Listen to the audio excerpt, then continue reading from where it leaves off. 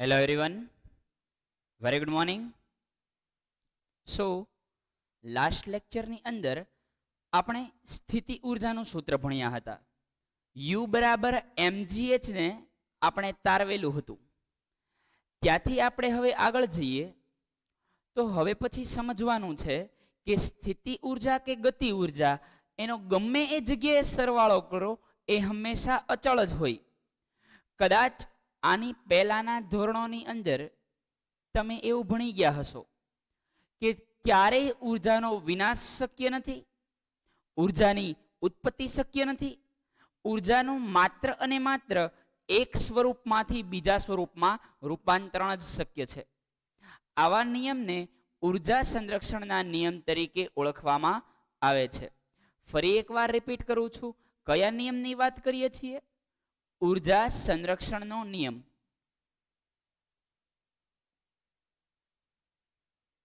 ઉર્જા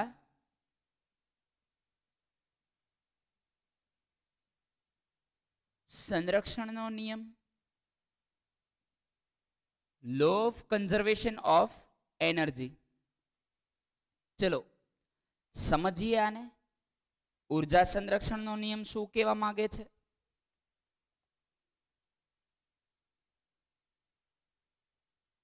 ઉર્જાનો ક્યારેય વિનાશ શક્ય નથી. શું શક્ય નથી? વિનાશ શક્ય નથી કે ઉત્પત્તિ શક્ય નથી. નથી ક્યારેય ઉર્જા વિનાશ પામતી કે નથી ક્યારેય ઉર્જા ઉત્પન્ન થતી. તેનું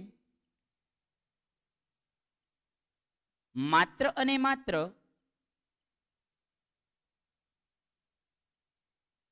એક સ્વરૂપમાંથી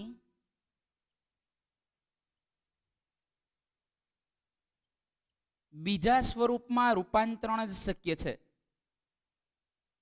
બીજા સ્વરૂપમાં રૂપાંતરણ શક્ય છે. બ્રાઇટનેસ હાઈ થઈ હશે, લાઈટ ગઈ હતી એટલે ક્લિયર. નથી ક્યારેય ઉર્જાનો વિનાશ શક્ય બનતો, નથી ક્યારેય ઉર્જાની ઉત્પત્તિ શક્ય બનતી. માત્ર શું શક્ય બને છે? એક સ્વરૂપમાંથી બીજા સ્વરૂપમાં રૂપાંતરણ શક્ય બને છે. આગળ વધીએ, કેવા શું માગે છે અને હજી ડેપ્થમાં જોઈએ. સર, ઉર્જાની ઉત્પત્તિ શક્ય નથી તો પહેલી ઉર્જા ક્યાંથી આવેલી? તો સી, ઉર્જા પૃથ્વી ઉપર જે પણ આવેલી છે એ સૂર્યમાંથી આવેલી છે, સૂર્યમાંથી છૂટી પડેલી છે. સૂર્યની અંદર ઉર્જા જે આવેલી છે એ બ્રહ્માંડમાંથી આવેલી છે. બ્રહ્માંડ પાસે ઉર્જા ક્યાંથી આવી? What is before big bang? તો કદાચ મેં આની પહેલા એકાદ વાર વાત કરેલી હતી કે બહુ પહેલા સુપરમેસિવ બ્લેક હોલ હતું અને સેકન્ડના ભાગની અંદર એક આખો બિગ બેંગ સર્જાયો હતો. એ મોટા ધડાકાના કારણે એ જે સુપરમેસિવ બ્લેક હોલ હતું એ બ્લાસ્ટ થયું અને એમાંથી જુદી જુદી ગેલેક્સીનો જન્મ થયો અને બ્રહ્માંડનું નિર્માણ થયેલું છે. તો સર, એ બ્લેક હોલમાં એનર્જી ક્યાંથી આવી? બીજો સવાલ એ ઉદ્ભવે કે એ બ્લેક હોલની અંદર ઉર્જા ક્યાંથી આવી? તો એનો આન્સર એ છે કે આપણે એ ગોતવા જવું પડે કે what is the before big bang or what is before black hole? Big bang પહેલાની ઘટના શું હતી? તો હજી ડીપમાં જઈએ તો એ બિગ બેંગ પહેલા જોવા જઈએ તો એવું માનવામાં આવે છે કે એની પહેલા કાંક પૂર્વ બીજું એક બ્રહ્માંડ હતું. જેમ વ્યક્તિનું આયુષ્ય હોય એમ સ્ટારનું, તારાનું પણ આયુષ્ય હોય. સૂર્ય જેવા તારાઓ છે, આપણે જે સ્ટારની નીચે જીવીએ છીએ, જેની ગ્રેવિટીમાં જીવીએ છીએ એ સૂર્ય છે. એની નીચે પૃથ્વી છે, એ રોટેટ થાય છે ને આપણે જીવી શકીએ છીએ. સૂર્યનું પણ આયુષ્ય ફિક્સ છે. જ્યારે એ બ્લાસ્ટ થશે ત્યારે એ એક બ્લેક હોલની અંદર કન્વર્ટ થઈ જશે. એ બહુ મોટી ઘટના છે. એ શા માટે બ્લેક હોલમાં કન્વર્ટ થશે? આજુબાજુની વસ્તુને ખેંચવા લાગશે. આવા જુદા જુદા સ્ટાર બ્લાસ્ટ થાય ત્યારે એ બ્લેક હોલમાં કન્વર્ટ થઈ જાય છે. આજુબાજુની જે પણ પ્રકારની ઉર્જા છે, હું અત્યારે બોલું છું એ મારી અંદર રાસાયણિક ઉર્જા, અવાજ નીકળે છે એ ધ્વનિ ઉર્જા છે. ધ્વનિ ઉર્જા એ મરી નથી ગઈ, હવામાં અત્યારે એમનેમ જ છે. અત્યારે જે પણ પ્રકારની ઉર્જા છે, હું અત્યારે બોલું છું એ મારી અંદર રાસાયણિક ઉર્જા, અવાજ નીકળે છે એ ધ્વનિ ઉર્જા છે. ધ્વનિ ઉર્જા એ મરી નથી ગઈ, હવામાં અત્યારે એમનેમ જ છે. અત્યારે જે પણ પ્રકારની ઉર્જા છે, હું અત્યારે બોલું છું એ મારી અંદર રાસાયણિક ઉર્જા, અવાજ નીકળે છે એ ધ્વનિ ઉર્જા છે. અત્યારે ગાંધીજી બોલેલા હતા એ વેવ એમનેમ જ છે. એ ઉર્જા જ્યારે બ્લાસ્ટ થઈને બ્લેક હોલ બનશે ત્યારે એ બધી ઉર્જા અંદર કમ્પ્રેસ થઈ જશે. એ બધી ઉર્જા અંદર કમ્પ્રેસ થઈ જશે. ઉર્જાનો વિનાશ કે ઉત્પત્તિ શક્ય નથી. ઉર્જાનો વિનાશ કે ઉત્પત્તિ શક્ય નથી. વન્સ અગેન, ઉર્જાનો વિનાશ કે ઉત્પત્તિ શક્ય નથી. તો આપણે કે કોઈ પણ ગ્રહ, કોઈ પણ વસ્તુ જ્યારે બ્લેક હોલ બને ત્યારે એની અંદર કમ્પ્રેસ થઈ જાય છે.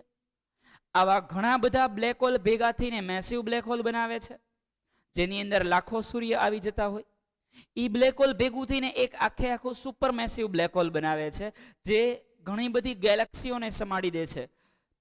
ગેલેક્સીનો મતલબ ખ્યાલ છે? એની અંદર 100 અબજ સૂર્ય અને સૂર્ય કરતા મોટા તારાઓ હોય.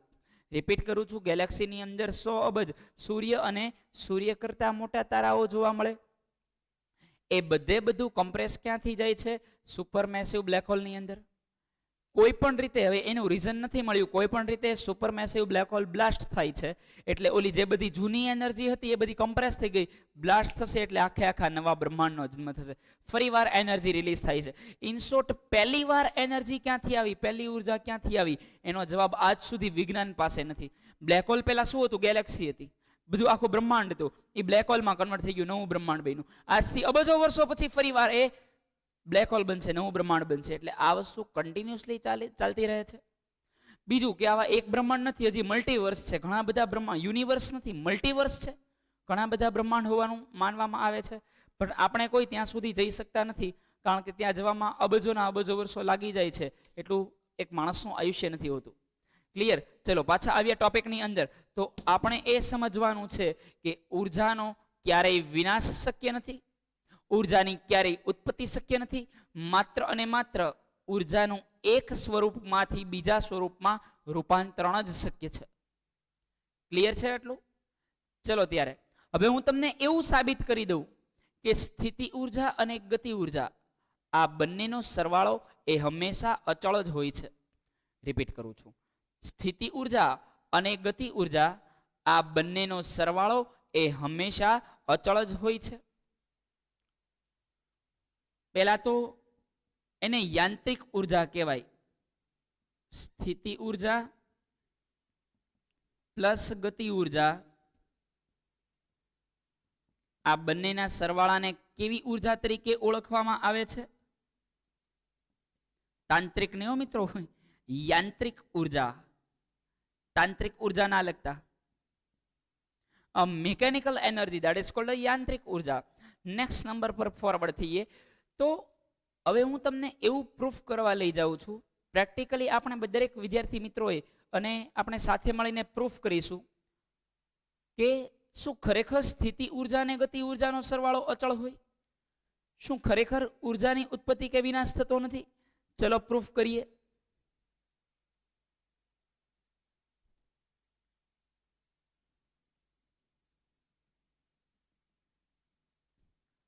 તો સ્થિતિ ઉર્જા અને ગતિ ઉર્જાનો સરવાળો અચળ લાવવા માટે આ આપણી સોઇલ છે, જમીન છે, ત્યાં આગળથી કોઈ પણ એક ઓબ્જેક્ટ છે, એટલે જમીન પરથી તમે નારિયેળ ઉપાડ્યું, નારિયેળ ઉપાડીને ઉપર વયા ગયા અગાસીએ. સમજો છો? આ તો વિજ્ઞાનની લેંગ્વેજમાં, બુકની લેંગ્વેજમાં તમને સમજાવવું પડે ને.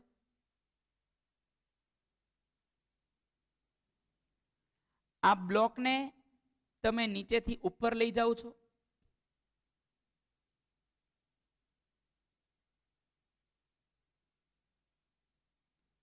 આ બ્લોકને ક્યાં લઈ જવામાં આવે છે? નીચેથી ઉપર લઈ જવામાં આવે છે. ચલો હવે એ બ્લોકને ઉપર લઈ ગયા, શું તમે એ નારિયેળને નીચેથી ઉપર અગાસીએ લઈ ગયા તો તમારે એનર્જી આપવી પડી કે ન આપવી પડી? રિપીટ કરું છું, તમે કોઈ પણ પદાર્થને નીચેથી ઉપર લઈ જાઓ છો તો તમારે ઉર્જા આપવી પડે છે કે નથી આપવી પડતી? મને આન્સર આપો. ઓબ્વિયસલી આપવી પડે છે. સમજાય છે? હવે એ પદાર્થને લઈ અને તમે ટેરેસે જાઓ છો, એક ચોક્કસ ઊંચાઈએ તમે ગયા, એ ચોક્કસ ઊંચાઈએ જવા માટે તમે ગ્રેવિટીની ઓપોઝમાં કાર્ય કર્યું, ગુરુત્વાકર્ષણ, કારણ કે ગ્રેવિટી નીચેની ડાયરેક્શનમાં લાગતી હતી. તમે પદાર્થને લઈ ગયા ઉપરની ડાયરેક્શનની અંદર, એટલે તમે અત્યારે ઉર્જા આપી, અહીંયા તમે ઊભા રહી ગયા છો, તો ત્યાં આગળ કઈ ઉર્જા સ્ટોર થઈ ગઈ હશે? સ્થિતિ ઉર્જા સ્ટોર થઈ ગઈ હશે. ફરી એકવાર કહું છું, ત્યાં કઈ ઉર્જા સ્ટોર થઈ ગઈ હશે? સ્થિતિ ઉર્જા.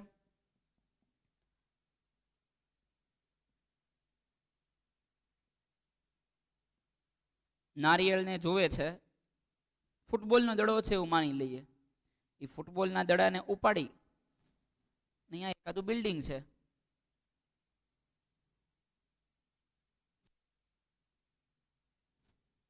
દેખાય છે ને આટલું, કોઈ ટેન્શન નથી.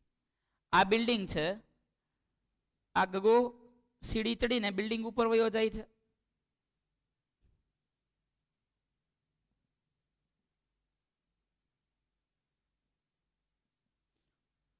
અહીંયા આગળ અગાસીએ પહોંચી ગયો.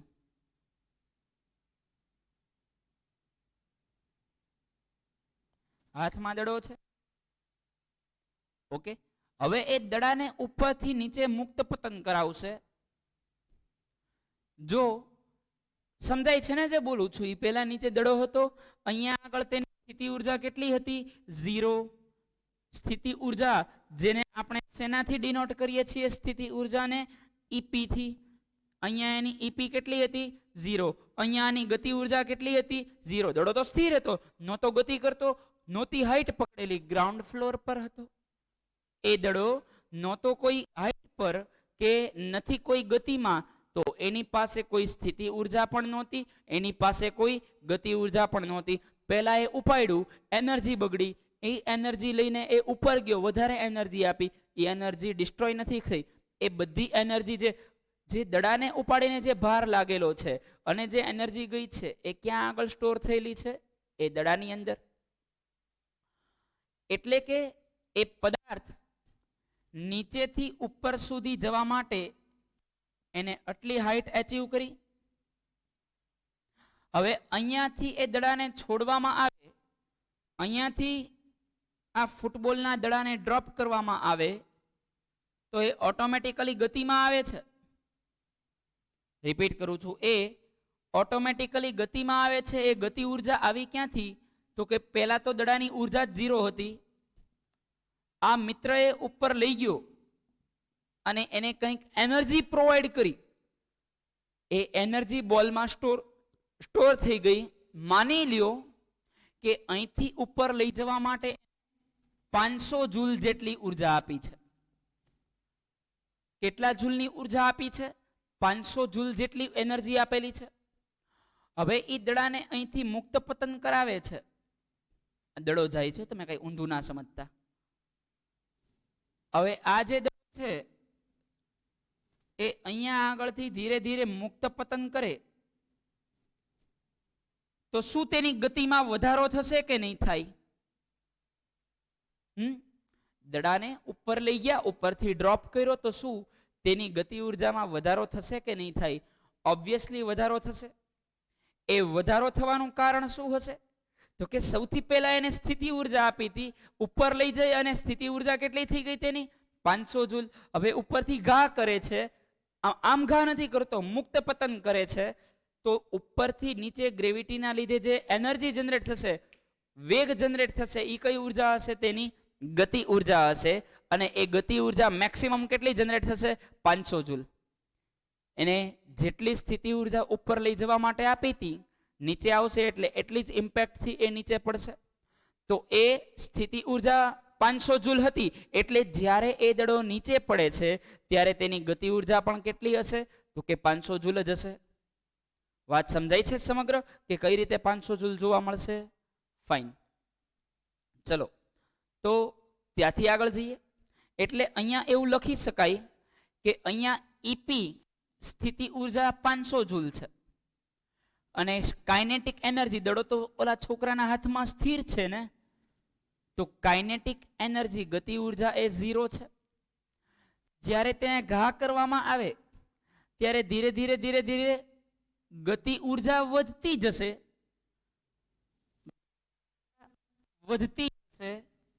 અને સ્થિતિ ઉર્જા ઘટતી જશે. સ્થિતિ ઉર્જા શા માટે ઘટે છે? કારણ કે ધીરે ધીરે હાઈટ ઘટે છે.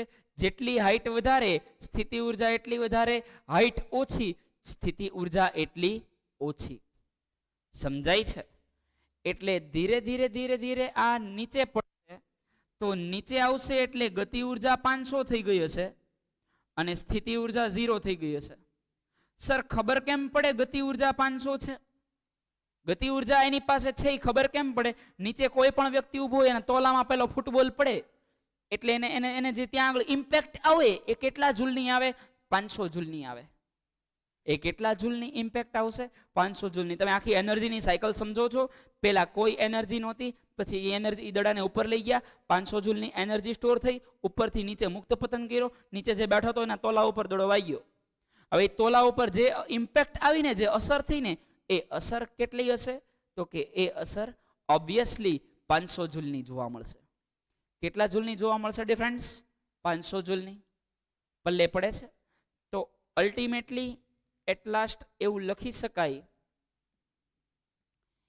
ગતિ ઉર્જા પ્લસ સ્થિતિ ઉર્જા ઇઝ ઇક્વલ ટુ અચળ. શું લખાય? ગતિ ઉર્જા પ્લસ સ્થિતિ ઉર્જા ઇઝ ઇક્વલ ટુ અચળ. બ્લોકને ઉપર લઈ જવામાં આવે તો અહીંયા આગળથી અહીંયા સુધી લઈ જાઓ, અહીંયા આગળ ઈપી 0 હતી, ઈકે 0 હતી, અત્યારે ઉપર લઈ ગયા એટલે ઈપી માની લ્યો કે 1000 જેટલી સ્ટોર થઈ ગઈ, ઈકે 0 છે. ઘા કરવામાં આવે બરાબર, તો નીચે જે જોવા મળશે એ ગતિ ઉર્જા 1000 જૂલ હશે અને ગ્રાઉન્ડ ફ્લોર પર આવી ગયો એટલે સ્થિતિ ઉર્જા કેટલી થઈ જશે? 0 થઈ જશે. હવે પલ્લે પડે છે. સેકન્ડ થિંગ ડિયર ફ્રેન્ડ્સ, બીજી વાત મિત્રો, કે આ જોરથી બ્લોક જમીન પર પડશે. ખબર કેમ પડે કે જમીન પર 1000 જૂલની ઇમ્પેક્ટ આવી? તો કે જમીન ઉપર ઘોબો પાડશે ને, 1000 જૂલની અસર ત્યાં આગળ એ દર્શાવશે અને આના ઉપરથી ખબર પડશે કે એ 1000 જૂલની ઇમ્પેક્ટ જોવા મળે છે. Clear dear friends? ચલો નોટ ડાઉન કરી લ્યો, પછી આપણે આગળ જઈએ.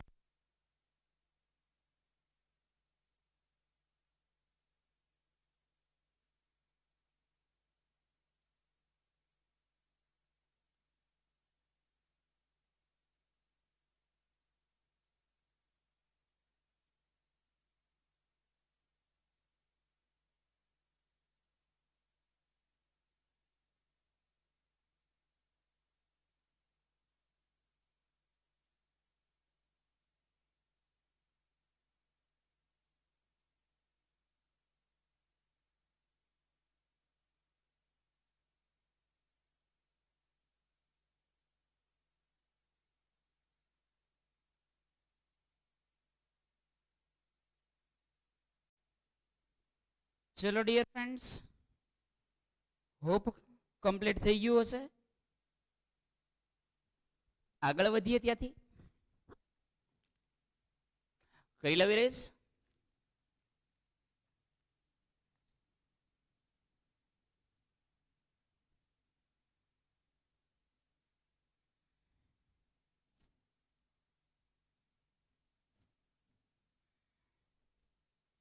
તો હવે પછી આપણે સમજીએ પાવર એટલે શું. અત્યાર સુધી આપણે જોયું કાર્ય અને ઉર્જા. હવે સમજવાનું છે પાવર શું છે. ઘણી વાર કહે ત્યારે આમાં બહુ પાવર આવી ગયો લાગે છે. એકચ્યુઅલી આ પાવર એના કરતા થોડો અલગ છે.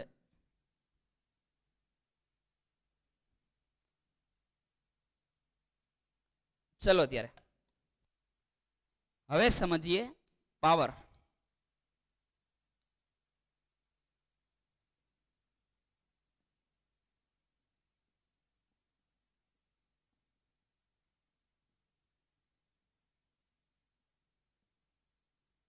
પાવરની ડેફિનેશન એવી બનશે કે કાર્ય કરવાના સમય દરને પાવર કહે છે.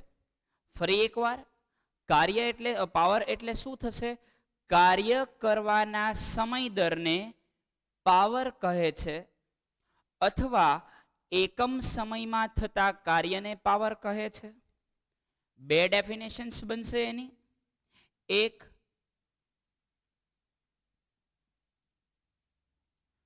કાર્ય કરવાના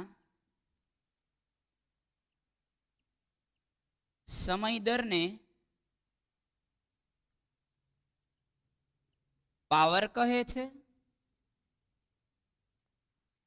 અથવા મિત્રો તમે એવું લખી શકો કે એકમ સમયમાં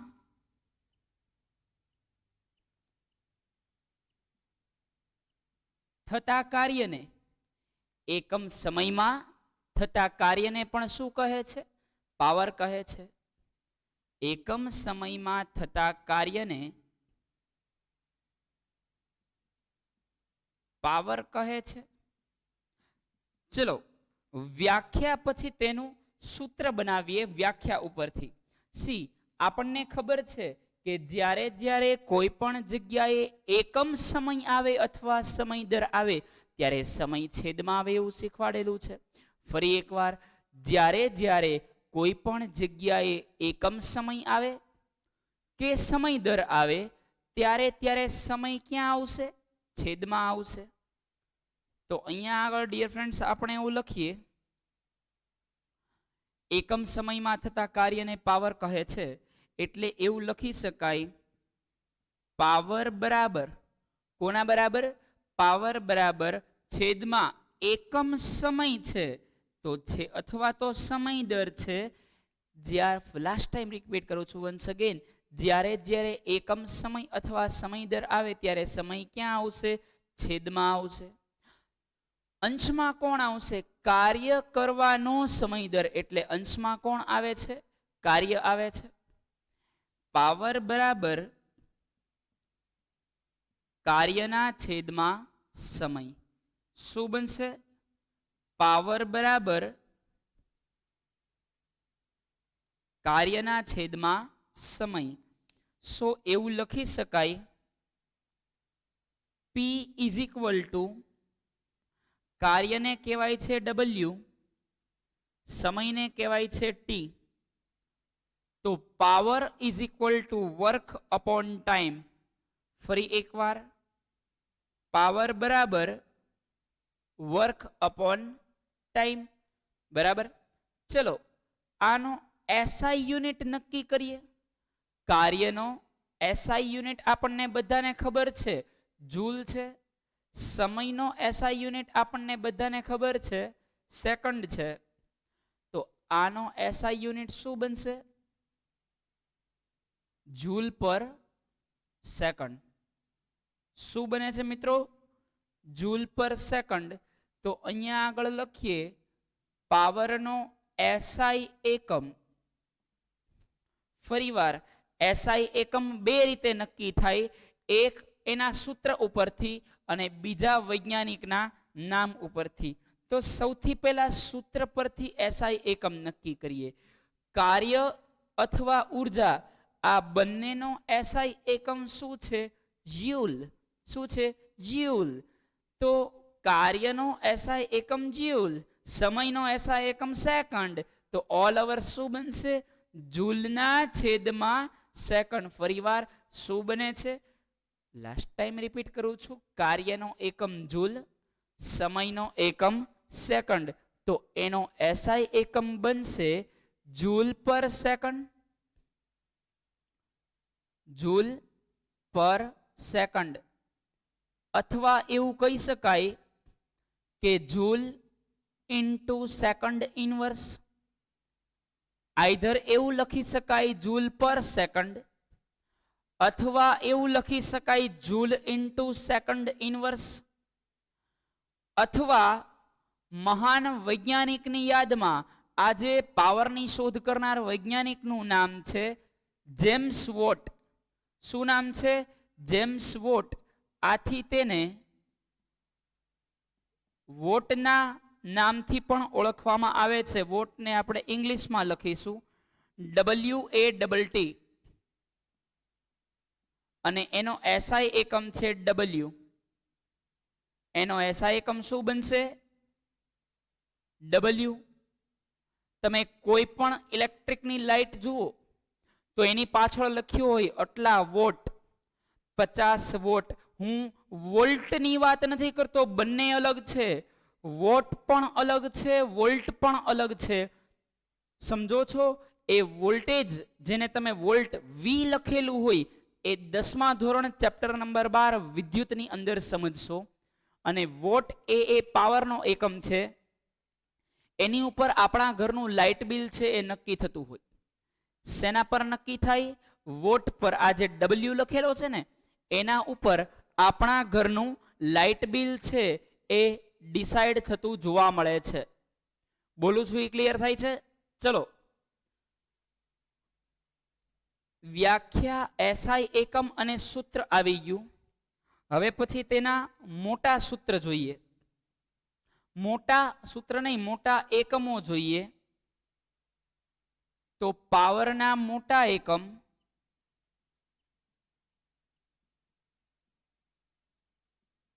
એકમો.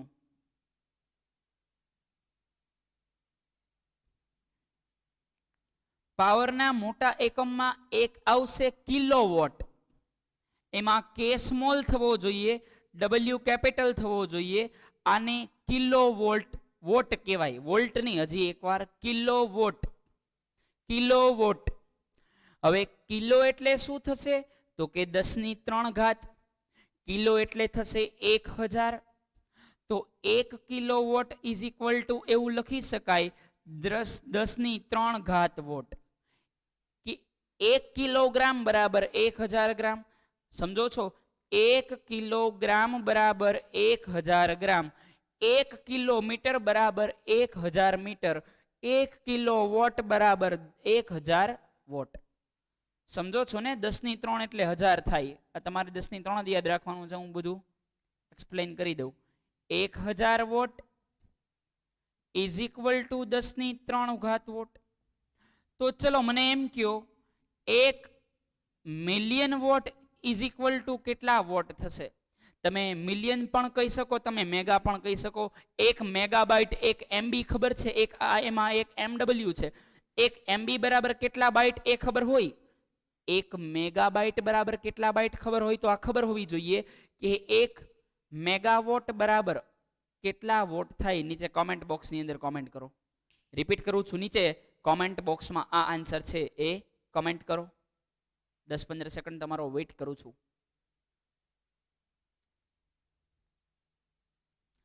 દેવીઓ और સજ્જનો, ધ્યાનથી વિચારો, 1 મેગાવોટ બરાબર કેટલા વોટ થાય? ચલો, આઈ હોપ ડિયર ફ્રેન્ડ્સ તમે આન્સર આપ્યો હશે. તો ફાઇનલી 1 મેગાવોટ બરાબર 10 લાખ વોટ થાય. કેટલા વોટ થશે? 10 લાખ વોટ. 6 મીંડા લાગે. ઇઝ ઇક્વલ ટુ એવું લખી શકાય 10⁶ ઘાત વોટ. શું લખાય? 10⁶ ઘાત વોટ. ક્લિયર છે? અને હજી એક એકમ છે જે બ્રિટિશ પદ્ધતિનો એકમ છે. હવે આપણા ઘરની અંદર જેટલી મોટર છે, પેલી કારવાળી મોટરની, ચાર બંગડી વાળી મોટરની વાત નથી થતી.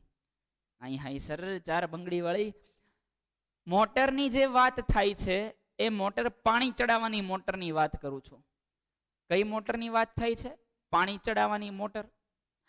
એની અંદર જે એકમનો ઉપયોગ થાય છે એ એકમ હોર્સ પાવરમાં માપવામાં આવે છે. સમજો છો? ફરી એકવાર રિપીટ કરું છું. જે મોટરની વાત થાય છે એ મોટરની અંદરનો એસઆઈ એકમ છે. એને આમ જો તો એને એસઆઈ એકમ નથી, એનો ખાલી એકમ છે. ઈ એકમ આપણે વોટમાં, કિલોવોટમાં કે મેગાવોટમાં નથી માપતા. એ જુદો એક એકમ છે, એનું નામ છે હોર્સ પાવર. HP થી ડિનોટ કરવામાં આવે છે અને એસઆઈ પદ્ધતિમાં માપવામાં આવતું નથી. યાદ રાખજો કયો એકમ છે? Horse power. તો 1 horse power is equal two, અહીંયા લખીએ HP, નીચે લખી દઉં HP નો મીનિંગ શું થાય?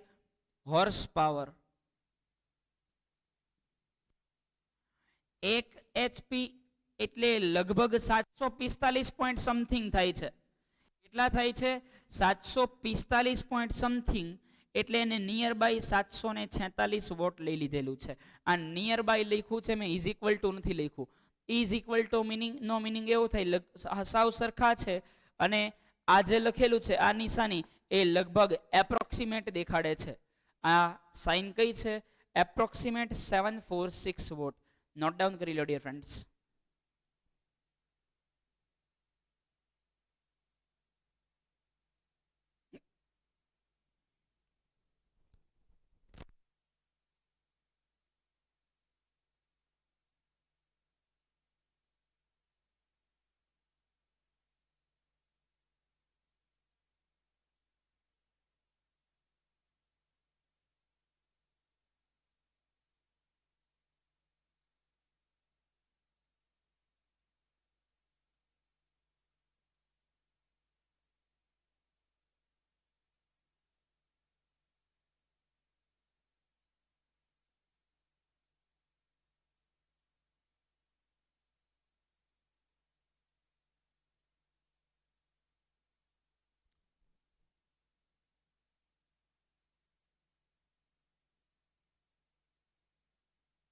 ચલો ડિયર ફ્રેન્ડ્સ, આઈ હોપ લખાઈ ગયું હશે.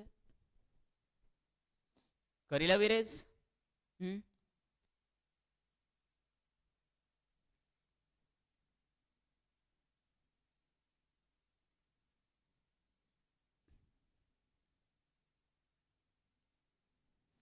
ચલો ત્યાંથી આગળ જઈએ. 1 વોટ એટલે શું? હવે ડિયર ફ્રેન્ડ્સ એ સમજીએ. 1 વોટ શું છે?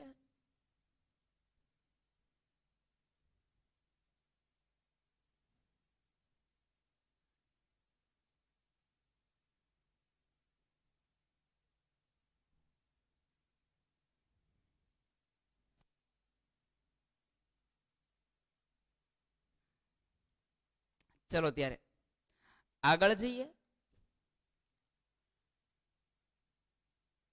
1 વોટ એટલે શું? અથવા એમ પૂછે 1 વોટ એટલે શું? ડબલ્યુ પણ પૂછી શકે, વર્ડિંગમાં પણ આવી શકે. હવે એટલી તો આપણને ખબર જ છે કે 1 વોટ એટલે 1 જૂલ પર સેકન્ડ. 1 વોટ બરાબર શું લખી શકાય? 1 જૂલ પર સેકન્ડ. તો એની ડેફિનેશન એવી રીતે લખવી પડશે: 1 જૂલ જેટલી ઉર્જા, 1 જૂલ જેટલી ઉર્જા 1 સેકન્ડમાં કેટલી ઉર્જા? 1 જૂલ જેટલી ઉર્જા 1 સેકન્ડમાં વાપરવામાં આવે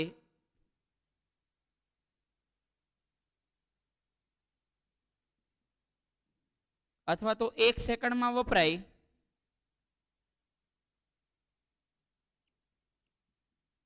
તો તેને 1 વોટ તરીકે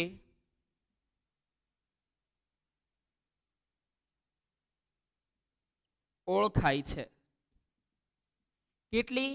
1 જૂલ જેટલી ઉર્જા એ 1 સેકન્ડમાં વપરાઈ જતી હોય, અથવા એવું કહેવાય કે 1 સેકન્ડની અંદર 1 જૂલ જેટલું કાર્ય થાય. આમ પણ તમે લખી શકો, આમ પણ કંઈ ખોટું નથી કે 1 સેકન્ડમાં 1 જૂલ જેટલું કાર્ય થાય તો તેને શું કહેવામાં આવે છે?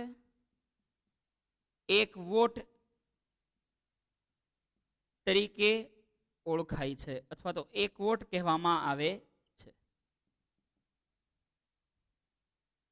ચલો ક્લિયર છે? એટલું ક્લિયર છે ડિયર ફ્રેન્ડ્સ?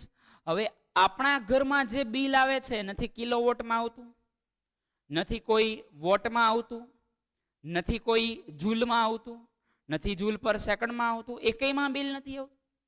આપણા ઘરમાં જે પણ બિલ આવે છે એ કોણ શેના દ્વારા નક્કી થાય છે? યુનિટ દ્વારા. રિપીટ કરું છું, આપણા ઘરની અંદર જે પણ બિલ આવે છે એ શેના દ્વારા નક્કી થાય છે? યુનિટ દ્વારા નક્કી થાય છે. તો આવા એકમને વ્યવહારુ એકમ તરીકે ઓળખવામાં આવે છે. કેવો એકમ? વ્યવહારુ એકમ. ચલો સમજીએ વ્યવહારુ એકમ એટલે શું. સી, આપણે એવું ભણ્યા કે પાવર બરાબર કાર્યના છેદમાં સમય. મારા ઘરમાં કે આ ક્લાસમાં અત્યારે પંખો ચાલુ થાય તો શું એક પ્રકારનું કાર્ય નથી? ઓબ્વિયસલી કાર્ય છે. લાઇટમાંથી એનર્જી મને મળે છે તો જ હું તમને દેખાઉં છું ને યાર. મારી ઉપર લાઇટનો પ્રકાશ પડે છે ને એ અહીંથી સીધો સીધો કેમેરામાં રેકોર્ડ થાય છે ને એ તમારી આંખમાં જાય છે એટલે તમે જોઈ શકો છો. તો શું એક પ્રકારનું કાર્ય નથી? બળ લાગે છે, બળ દ્વારા તરંગો છે ગતિ કરે છે, બળ ગુણ્યા બળની દિશામાં સ્થાનાંતર કાર્ય, તો એક પ્રકારનું કાર્ય કરે છે. તો એટલે આપણા ઘરમાં જે પણ પ્રકારના વીજ સંસાધનો બળે છે એ એક પ્રકારનું કાર્ય છે. તો અહીંયા આગળથી જો હું કાર્યને કરતા બનાવી લઉં તો મારી માટે સૂત્ર એવું બની જાય, સમય ભાગાકારમાં છે, સામે જાય તો ગુણાકારમાં જાય, પાવર ગુણ્યા સમય બરાબર કાર્ય. ફેરવી નાખું બંનેને તો એવું લખી શકાય કે કાર્ય બરાબર પાવર ગુણ્યા સમય. કાર્યને શેનાથી ડિનોટ કરવામાં આવે છે? W થી.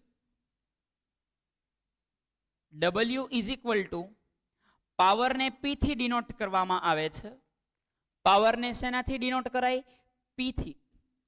અને સમયને શેના વડે દર્શાવાય છે? T થી. તો W બરાબર થઈ ગયું PT, ન મારતા કોઈ CT. વધીએ આગળ. તો W ઇઝ ઇક્વલ ટુ આપણને મળ્યું PT. હવે પાવરનો SI એકમ જોવા જઈએ તો પાવરનો SI એકમ છે જૂલ પર સેકન્ડ. પાવરનો SI એકમ જૂલ પર સેકન્ડ છે. સમજાય છે? ચલો તો હું એવું લખી શકું કે પાવરનો SI એકમ વોટ છે. પાવરનો SI એકમ વોટ છે, એની બદલે પહેલા લખીએ જૂલના છેદમાં સેકન્ડ ગુણ્યા સમય. લખી શકાય? ઓકે. સમયથી સમય કટ થઈ જશે. ઓકે, સમયનો એકમ પણ સેકન્ડ. અહીંયા PT એઝ યુઝ્યુઅલ. અહીંયા આગળ સેકન્ડ આવશે. સેકન્ડથી સેકન્ડ કટ થશે. હવે સમજો, હવે ખાસ સમજો. એટલે આપણે અત્યારે એવું સાબિત કર્યું કે કાર્યનો એક એકમ કયો છે? જૂલ. હવે એ સમજીએ કે 1 કિલોવોટ આર આપણા ઘરમાં જે પણ પ્રકારે બિલ આવે છે એ બિલ શેમાં આવે છે? કિલોવોટ આર ની અંદર, જેને આપણે યુનિટ કહીએ છીએ. 1 કિલોવોટ આર ને આપણે શું કહીએ છીએ? યુનિટ કહીએ છીએ. આ ખાસ યાદ રાખજો. આ જે જૂલ આવે છે એ ખાસ, આમ તો તમને ખ્યાલ જ છે કે કાર્યનો એકમ જૂલ છે, બરાબર? એ ખાલી તમને સમજાવવા માટે છે. ચલો આગળ વધીએ. ત્યાંથી 1 કિલોવોટ આર, અહીંયા આ સૂત્ર કમ્પ્લીટ. હવે આપણે તારવણી ઉપર જઈએ. 1 kilowatt hour is equal to 1 kilowatt hour બરાબર શું એવું લખી શકાય? 1 kilowatt hour is equal to 1 unit થાય. 1 kilowatt hour is equal to 1 unit થાય. સર આ કિલોવોટ આર શું છે? અમુક મને એવા પ્રશ્ન પૂછે, સર આને અવર નો કહેવાય? હા, અવર પણ કહેવાય, આર પણ કહેવાય. હું આર નથી બોલતો, HOUR આર જ બોલું છું. ઓકે, તો જો મેં એ જ લખ્યું કાર્ય બરાબર પાવર ગુણ્યા સમય, તો એનો યુઝ કરું છું. 1 કિલોવોટ આર ને એવું લખી શકાય 1 કિલોવોટ ગુણ્યા 1 આર. લખી શકાય. આ જો કિલોવોટ, વોટ એટલે પાવર ને સમય એટલે કલાક. ત્યાંથી આગળ જઈએ મિત્રો. 1 કિલોવોટ આર બરાબર 1 કિલોવોટ બરાબર 1000 વોટ ના લખી શકાય? આપણે હજી હમણાં જ જોયું એના એકમોની અંદર. જુઓ, તમારી બુક ફેરવો, બુકનું પેજ ફેરવો એટલે મળશે. 1 કિલોવોટ આર બરાબર 1000, 1 કિલોવોટ બરાબર 1000 વોટ. અને 1 આર 1 કલાકમાં કેટલી સેકન્ડ્સ જોવા મળે ડિયર ફ્રેન્ડ્સ? 3600 સેકન્ડ.